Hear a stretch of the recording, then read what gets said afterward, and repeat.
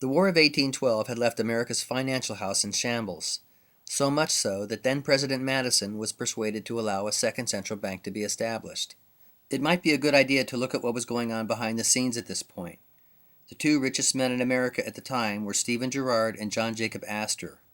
The Astor family is best known for its real estate, but John Jacob made his fortune first in fur trading and opium. Girard looks like he could use a hat. In current US dollars, these men would have been twice as wealthy as Bill Gates. Girard and Astor both held large shares in Hamilton's First National Bank of the US, and after it was shut down, the two men used their influence to promote Alexander Dallas to the post of Treasury Secretary.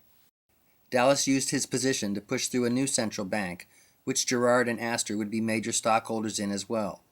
The Second National Bank of the U.S. would not last any longer than the first, however, for in the election of 1828, war hero Andrew Jackson ran on an anti-bank platform and won. As president, addressing a delegation of bankers, he famously said, "You are a den of vipers and thieves. I intend to rout you out, and by the grace of the eternal God, I will rout you out." When Congress approved a bill to recharter the bank in 1832, Jackson vetoed it. Why all the fuss? Why were men like Jackson and Jefferson so opposed to a central bank? Because the ability to control the currency of a nation is the ability to control the nation itself. In the words of James Garfield, "Whoever controls the volume of money in any country is absolute master of all industry and commerce." It is easy to see the danger inherent in this power falling into private hands, when one realizes that with it comes the ability to create booms and busts at will. The present crisis was intended. Insider Richard C. Cook goes so far as to say, "They did it on purpose. The housing bubble and its crash were engineered from the highest levels of the U.S. government, the Federal Reserve, and the financial industry." As for the crash of 1929, Ben Bernanke himself spilled the beans at a banquet in 2002. It is doubtful that the private owners of the Fed were ever sorry, however. These booms and busts over the years have all been precipitated for a reason: to redistribute wealth.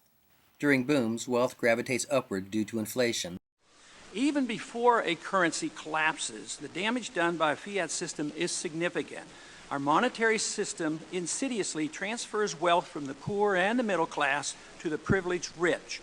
Those who benefit the most are the ones who get to use the newly created credit first. And following crashes, the most powerful companies snatch up assets and competitors for nickels on the dollar.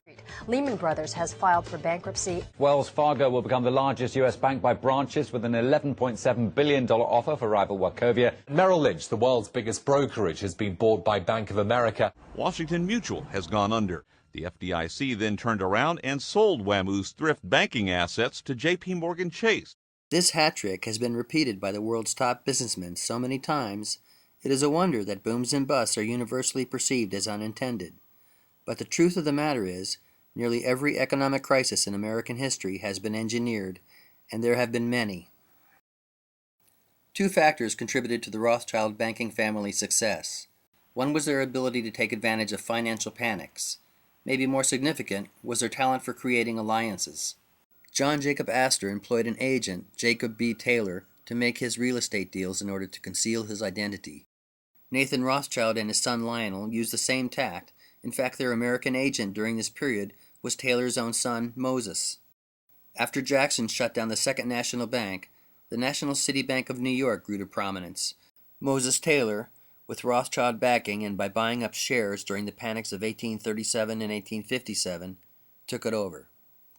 Reorganized from the ashes of Hamilton's First National Bank in 1812, National City's list of presidents, directors, and stockholders over the years is a veritable who's who of American finance. It was the first and primary investor bank in the Federal Reserve and remains one of America's biggest banks to this day, albeit under a slightly different name. A 1976 congressional report identified 3 Rothschild subsidiaries in the U.S., the National City Bank of Cleveland, the First City Bank of Houston, and the First National Bank of Seattle. Allegedly, the word city in the names of these banks is a reference to the city. The city is the financial district located in the center of London. Sometimes called the Square Mile, it is actually a sovereign state much like the Vatican and maintains its own police force. The city has been the center of world banking since the days of the Western world's first multinational bankers, the Knights Templar. 800 years ago, the Templar Knights built the Crown Temple Church there and made it their home, and England's financial and legal institutions grew up around it. You can find the Templar Knights' familiar red cross on the city's coat of arms. For that matter, the Cross of St. George, as it is known, is also a part of the British flag. The city is home to the Bank of England, the Royal Exchange, the London Stock Exchange, the Royal Courts of Justice, and many other financial and legal institutions. National City Bank of New York was originally just called Citibank, as was its sister, the Citibank of Cleveland. They both became national banks in 1865 when they received charters to print U.S. national currency. This was the same year that Lincoln, who had been issuing his own currency, the greenback, was assassinated. What was the difference between the greenbacks that Lincoln printed during the Civil War and the national currency banks like Citibank printed in their place? Banks had been printing a muddled variety of currencies as long as there had been banks in the U.S. Paper currency was ostensibly backed by some amount of gold or silver and loaned out at interest. After the Civil War, many large banks were allowed to issue a national currency for the first time. This was a big step toward the elite's goal of recreating a national central bank. Lincoln's greenbacks, on the other hand, were issued by the Treasury and were interest-free. The greenback threatened to cut the banks out of the whole currency racket. They killed him for it. Only one other president in U.S. history has tried to issue interest-free Treasury notes. They killed him too.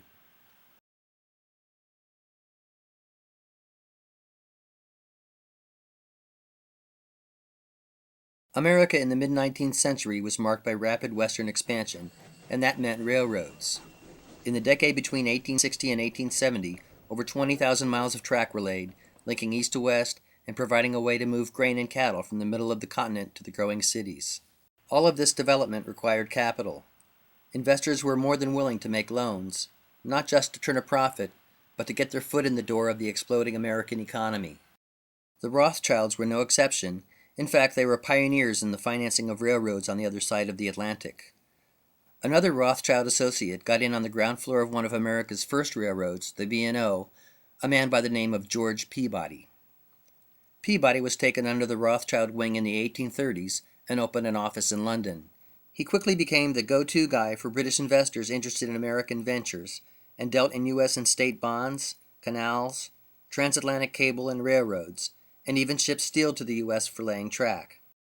But Peabody and Company's involvement in the American Railroad would really shift into high gear after Peabody retired and turned his company over to his partner, Junius Morgan, in 1864. The company was renamed J.S. Morgan & Company, and Junius' son, John Pierpont Morgan, backed by unlimited Rothschild funds, would become the most powerful banker in the United States. Not only is the Morgan name familiar to every American, so is his likeness.